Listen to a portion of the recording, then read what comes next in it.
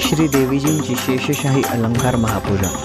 श्री विष्णू नारायण यांना त्रास देणाऱ्या असुरांचा नाश आई तुळजाभवानीने केल्यामुळे भगवान विष्णू यांनी आपली शेषशय्या भवानी मातेला भेट दिली। त्याच प्रसंगाची आठवण म्हणून ही शेषशाही अलंकार महापूजा बांधली जाते।